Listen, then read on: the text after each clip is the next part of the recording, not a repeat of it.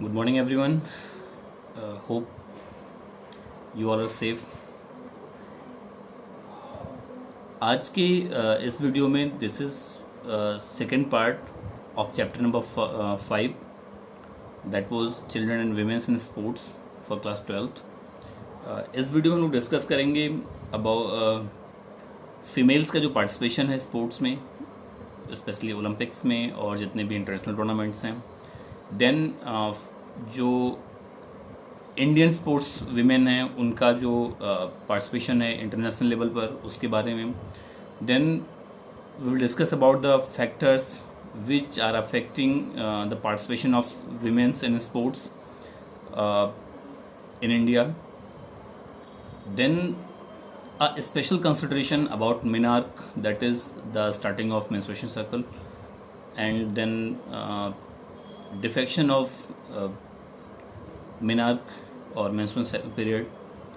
Or then we will discuss about some factors how we can increase the participation of female in sports. So before starting the content, please like, subscribe and share the channel so that you will get new videos continuously. And now we'll start the content. When we are talking about the participation of women in sports, as we all are aware about it that in ancient Olympic, females were not allowed to participate in sports.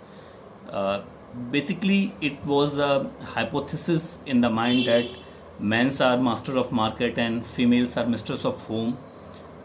Generally जो ऐसी physical activities हैं, जो physique dominating activities हैं, वहाँ पर females को इतना allow नहीं किया जाता था, या उनको एक्सेप्ट नहीं किया जाता था, या उनको इतनी फैसिलिटीज़ या अपॉर्चुनिटीज़ प्रोवाइड नहीं की जाती थी कि वो किसी भी ऐसी एक्टिविटीज़ में पार्टिसिपेट करें या उसमें उसकी प्रैक्टिस करें.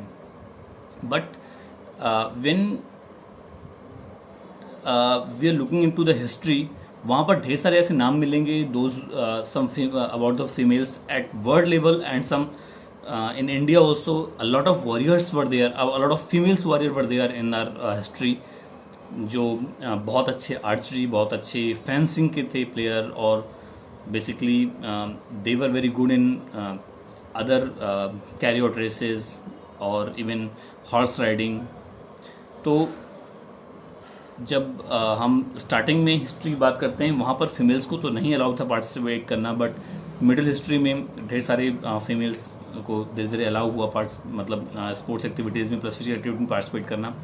अब जब हम बात करते हैं ओलंपिक्स की और अदर स्पोर्ट्स फेडरेशंस में फीमेल्स का पार्टिसिपेशन, तो बेसिकली फर्स्ट टाइम जो सेकंड ओलंपिक था दैट वाज 1900 ओलंपिक.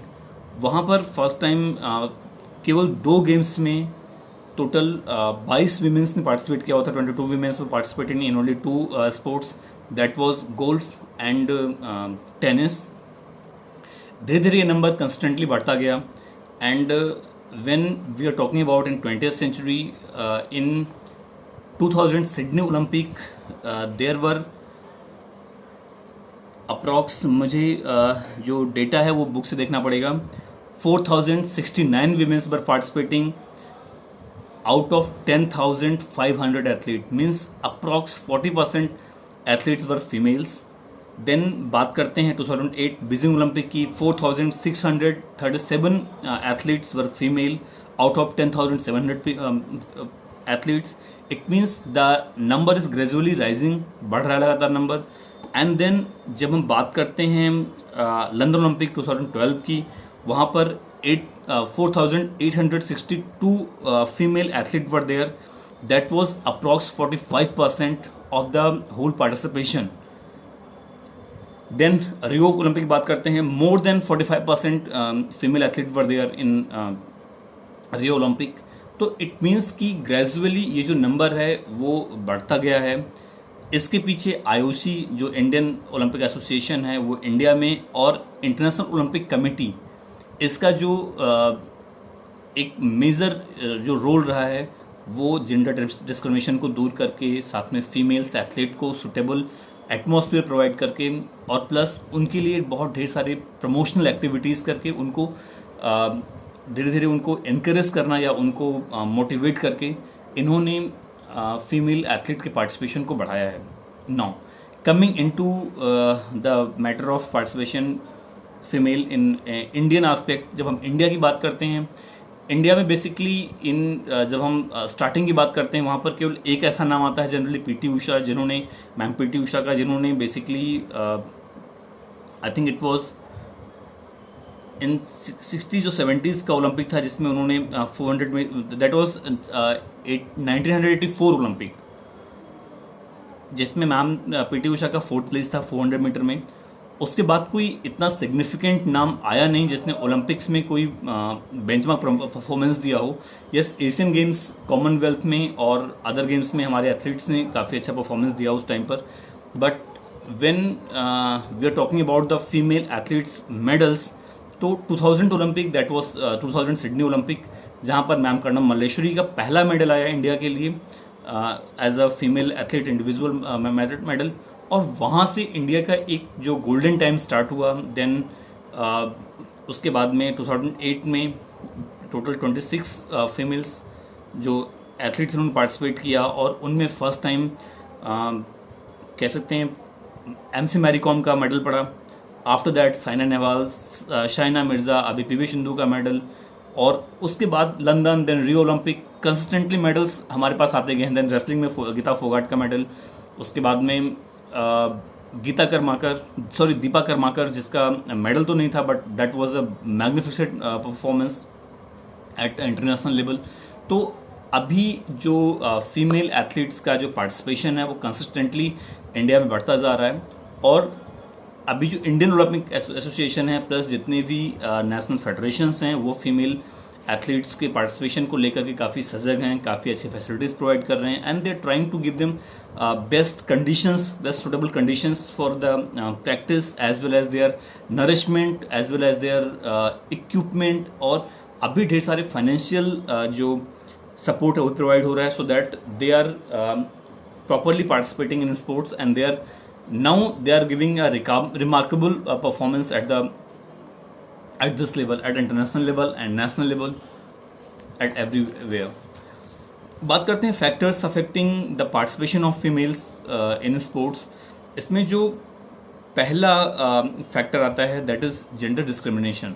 मैंने स्टार्टिंग बताया था कि it is a hypothesis in our country और in the world that mens are the master of market and females are the mistress of home. Females को घर से बाहर निकलने का कोई अधिकार नहीं है.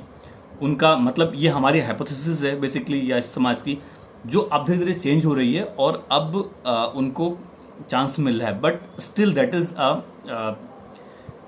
फैक्टर जो कि अभी भी फीमेल्स को जनरली ऐसे स्पोर्ट्स में पार्टिसिपेट करने के लिए धीरे धीरे अभी भी रोक रहा है. देन बात करते हैं फीमेल्स का इंटरेस्ट, क्योंकि कंडीशंस बहुत सुटेबल नहीं है तो फीमेल्स का इंटरेस्ट इतना होता नहीं है जो स्पोर्ट्स एक्टिविटीज़ में पार्टिसिपेट करने का. देन उनका सेल्फ कॉन्फिडेंस, डेफिनेटली अगर पार्टिसिपेशन नहीं है, फैसिलिटीज़ नहीं है, तो पार्टिसिपेशन बहुत लेस है और उसी वजह से मेडल्स कम हैं. अब अगर रिजल्ट अच्छा नहीं आ रहा है तो ऑटोमेटिकली जो ऐसे एथलीट्स हैं उनका जो कॉन्फिडेंस है वो डाउन होगा. जब कॉन्फिडेंस वहाँ से आएगा जब वो परफॉर्मेंस करना स्टार्ट करेंगे, और उसके लिए बहुत सुटेबल कंडीशंस नहीं है. Then masculine sports culture. Masculine की जब बात करते हैं basically it is in our mind की जो मैन है, जो मतलब बेसिकली जो ये स्पोर्ट्स का एरिया है वो बेसिकली मस्कुलर या जो मसल्स पावर का गेम है, and females are not as strong as man, तो दे कैन नॉट पार्टिसिपेट. ये जस्ट एक फैक्टर है हमारे माइंड में, बट ऐसा कुछ नहीं है. They are enough competent for this thing, और वो पार्टिसिपेट कर रहे हैं और आगे अच्छा परफॉर्मेंस दे रहे हैं. देन बात करते हैं स्पोर्ट्स, जो फीमेल एथलीट्स हैं उनके पास रोल मॉडल्स की कमी है इंडिया में, नो डाउट, क्योंकि स्टार्टिंग से पार्टिसिपेशन बहुत कम रहा है तो अभी वो रोल मॉडल्स कम है. But now it is we have sufficient role models like in lawn tennis Saina Mirza is there, in badminton Shaina Nehwal, PV Sindhu, even a lot of names are there, Jwala Gutta is there. बात करते हैं अभी athletics की, Sudha Singh steeple chase की best players among, she is a best player among the world for steeple chase. Dipa Karmakar. Then अभी boxing में नए नए नाम, सरिता देवी का नाम आ रहा है जो कि बहुत अच्छी बॉक्सर हैं। MC Mary Kom 5 times world champion, अपनी 8 कैटेगरी की बहुत बहुत टाइम तक वो एक अनबिटेबल रेसलर रही हैं। उनका वर्ल्ड चैम्पियनशिप में मेडल है, इवन ओलंपिक्स में मेडल है। तो now we have enough role model, but पहले इसकी लैकिंग्स थी, वो भी एक रीज़न है जो कि बहुत कम कहते हैं कि थोड़ा लेस पार्टिसिपेशन जिसका एक रीज़न रहा है। Then lack of nutrition and proper nourishment. Yes definitely females का को कहीं ना कहीं से उनकी डाइट को लेकर के, उनकी हेल्थ एंड हाइजीन को लेकर के जो सोसाइटी वो बहुत अवेयर नहीं होती है। तो that is also a major factor. अगर एक बार हम फिजिकली और मेंटली फिट नहीं होंगे, हमारा जो डेवलपमेंट है वो प्रॉपर नहीं होगा, तो डेफिनेटली हमारा जो स्पोर्ट्स पार्टिसिपेशन है वो कहीं ना कहीं से बहुत ज़्यादा इफ़ेक्टिव होगा। प्लस बात करते हैं फीमेल्स से रिलेटेड जो फैसिलिटीज़ हैं उनका ना होना हमारे स्टेडियम्स में या हमारे कोचिंग प्लेसेस पे। इसका एक जो मेजर रीज़न है, लाइक फीमेल्स को सेपरेट चेंज रूम चाहिए, फीमेल्स को जो उनके इक्विपमेंट्स हैं वो मॉडिफाइड चाहिए, उनके लिए जो कंडीशंस हैं वो सेफ़ हों, जेंडर डिस्क्रिमिनेशन ना हो वहाँ पर, वो मेंटली और फिजिकली दोनों तरह से कंफर्टेबल हों अपनी परफॉर्मेंस को, अपनी प्रैक्टिसेस को लेकर के।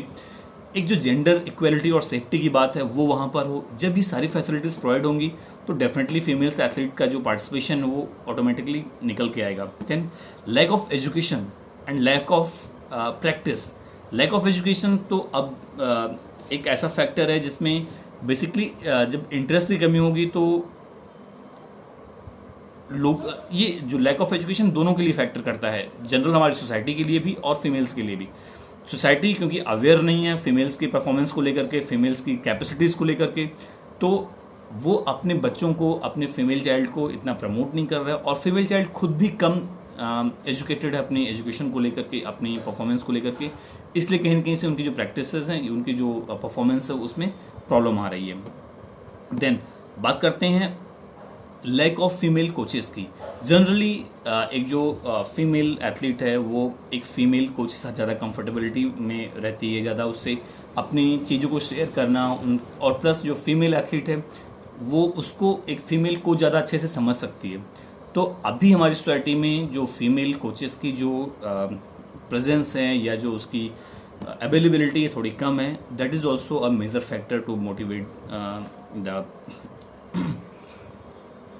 Female athletes in participating in the sports. Then बात करते हैं हमारी जो सोसाइटी का जो एक एटीट्यूड है स्पोर्ट्स को लेकर के, वो बहुत अच्छा नहीं है। Generally it is in the major conception in the society that खेलेंगे कूदेंगे बनेंगे नवाब, पढ़ेंगे लिखेंगे बनेंगे खराब। तो पढ़ना लिखना इज़ अर्लियर इट वॉज की टू सक्सेस। बिना पढ़े लिखे कोई सक्सेसफुल नहीं हो सकता है, बट नाउ अडेज इट इज़ बेसिकली चेंज्ड। अब खेल कूद करके भी लोग बहुत अच्छे हाई प्रोफाइल और बहुत अच्छे पैसे कमा रहे हैं। तो ये जो एक थ्योरी है ये चेंज थ्योरी है और अब लोग उसकी तरफ धीरे धीरे बढ़ रहे हैं। ये सारी चीज़ें जो मैंने अभी तक डिस्कस की, that is the main key factor for the factors for the affecting female athletes condition. Now there are some physiological factor in female athletes जो कि उनकी फ्रीक्वेंट परफॉर्मेंस को डिस्टर्ब करता है। In that the first thing is menarche, that is called that is in under a special circumstance. जब हम menarche की बात करते हैं, menarche is a condition by which is generally we known about the menstrual period और menstruation cycle. Basically क्या होता है, that is the starting of oogenesis process in females. ये एक सर्टेन टाइम पीरियड के बाद में हर फीमेल्स में स्टार्ट होता है and that is a major hurdle among the females, जो कि उनको एवरी मंथ जो प्रैक्टिस में डिस्टर्बेंस होता है। ये ऐसी कंडीशन में जनरली ये हर फीमेल्स में 12 to 14 ईयर्स में स्टार्ट हो जाता है and every month there is a 1 week disturb period. At that time generally they can not do practice, और there are some physiological changes like fever का होना या समटाइम्स बॉडी टेम्परेचर बढ़ना, metabolism का डिस्टर्ब होना, even backache, headache, sometimes mood swings, और a lot of even sometimes stress की problem होना.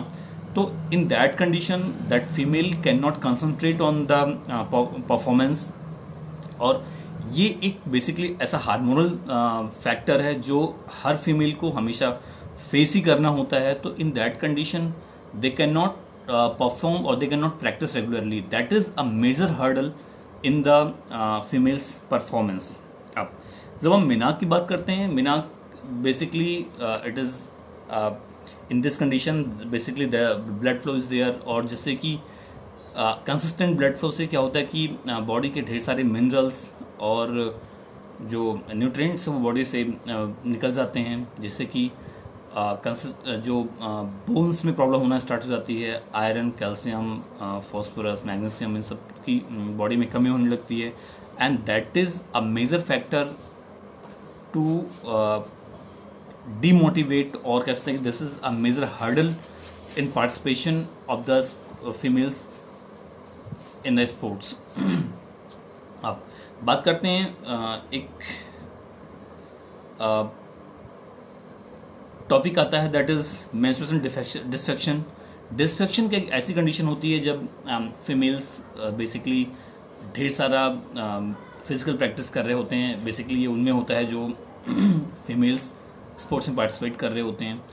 जब बहुत ढेर सारी विगरस एक्टिविटीज़, विगरस पार्टिसिपेशन होता है स्पोर्ट्स में, उससे क्या हो रहा है कि फीमेल्स का जो ये मेंस्ट्रुअल साइकिल है, जो मेंस्ट्रुअल पीरियड है, वो डिस्टर्ब हो जाता है. ऐसे कंडीशन में समटाइम्स इसका अपसेंट होना या इसकी जो टाइम ड्यूरेशन है बहुत कम हो जाना, बहुत ज़्यादा हो जाना, या कई बार एक इसका ब्लड फ्लो ना होकर के बॉडी के अंदर सिस्ट बन जाना, ऐसे ढेर सारी कंडीशंस आ जाते हैं जो कि जो फीमेल एथलीट है उसका जो साइकोफिजिकल बैलेंस है, साइको इसलिए क्योंकि जब फिजिकल कुछ डिस्टर्ब होगा तो वो उसका साइकोलॉजिकली भी डिस्टर्ब कर देता है उस एथलीट को. तो दोनों ही चीज़ों को डिस्टर्ब करता है, और ऐसी कंडीशन में जो उस एथलीट का जो पार्टिसिपेशन है वो डिस्टर्ब होता है स्पोर्ट्स में. तो this is also a major factor.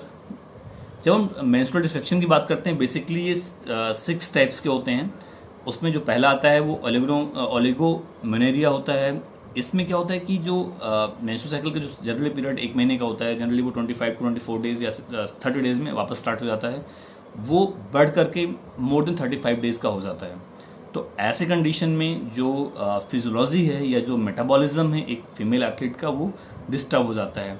Then बात करते हैं पॉलीमेनोरिया की. पॉलीमेनोरिया एक ऐसी कंडीशन है जिसमें ये डेट्स जो बढ़ने के बजाय बहुत कम हो जाती है, ये लेस देन 20 और 21 डेज़ हो जाती हैं.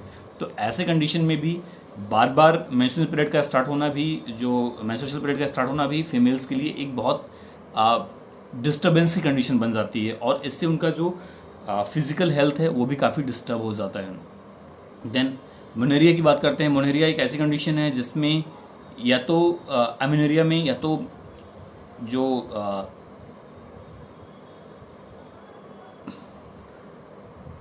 मेंस्ट्रुएशन पीरियड है या तो वो बंद हो जाता है बिल्कुल, या 6 मंथ्स या आफ्टर अ लॉन्ग पीरियड फिर वापस होता है. तो ऐसी कंडीशन, बंद होने कंडीशन में भी, क्योंकि बॉडी का जो हमारे एक मैकेनिज़्म है वो डिस्टर्ब हो रहा है. मैंने बताया उस कंडीशन में कई बार अगर ब्लड का फ्लो नहीं हो रहा है तो सिस्ट बन जाता है, या और भी कई चीज़ें ऐसी हैं जो बॉडी में डिस्टर्ब, जो अनफर्टिलिटी को डेवलप कर देती हैं.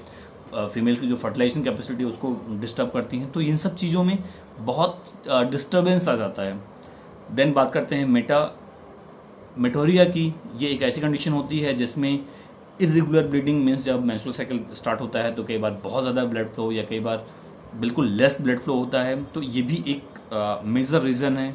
उसके बाद करते हैं हम लोग पोस्ट मेनोपॉजल ब्लीडिंग की. ये मेनोपॉज एक ऐसी कंडीशन होती है जिसको बेसिकली जब मेंस्ट्रुअल साइकिल बंद होती है, एक आफ्टर द एज ऑफ 45 और 50 के आसपास जो